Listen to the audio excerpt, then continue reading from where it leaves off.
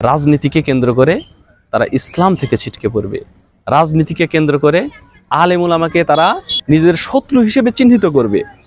ফলে পূর্বের চিত্রগুলো আবার আমাদের সামনে আসবে, যেমনইভাবে আওয়ামী লীগ করেছিল।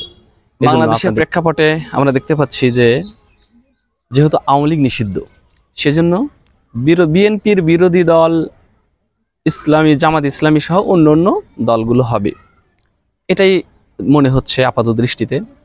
তো সেজন্য এই দলগুলোর প্রতি আমি একটা আহ্বান জানাবো, একটা আবেদন করব যে অন্য অন্য সময় যে নির্বাচন হয়েছে ওই রকম যেন না হয়।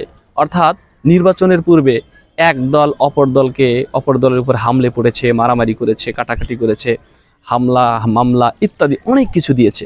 তো এই রকম পরিস্থিতি যেন না হয়। এটা বেশি জরুরি এই জন্য যেহেতু ইসলামী দলগুলো হলো, এখানে হুজুর আছে, আর হুজুরদের সম্পর্ক থাকবে সাধারণ মানুষের সাথে। তো সাধারণ মানুষ হিসেবে বিএনপি দল করতেই পারে, কিন্তু এখানে আলেম ওলামাদের সাথে যদি একটা দূরত্ব সৃষ্টি হয়, তো সেটা আলেম ওলামাদের জন্যও একটা অশনি সংকেত, আবার সাধারণ মানুষের জন্যও একটা বিপদের কারণ হবে। এরা দিন ইসলাম থেকে অনেক অনেক দূরে যোজন যোজন ছিটকে পড়ার সমূহ সম্ভাবনা। তো সেজন্য আমি আমি বিএনপি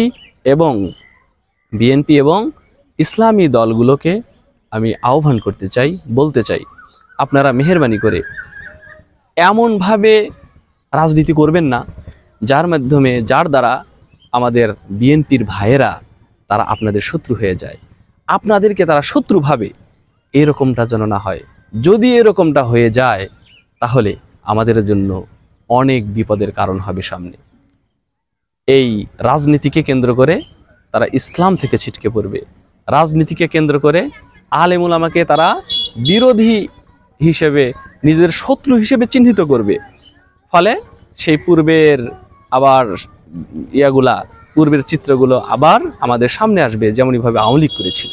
এজন্য আপনাদেরকে আহ্বান করব যে বিশেষ করে ইসলামী দলগুলোকে আহ্বান করব, এমনভাবে রাজনীতি করবেন আপনার যেমনইভাবে কুরআনুল কারীমের মধ্যে আল্লাহ সুবহানাহু ওয়া তাআলা বলছেন, ইদফা বিল্লাতি হিয়া আহসান। যারা সাধারণ মানুষ তারা তো বোঝে না, তারা যদি মন্দ আচরণ করে আপনি ভালোর বদলা তাকে ভালো দিয়ে তার বদলা দিবেন, তার প্রতিদান দিবেন। ফলে তারা আকৃষ্ট হবে ইসলামের দিকে।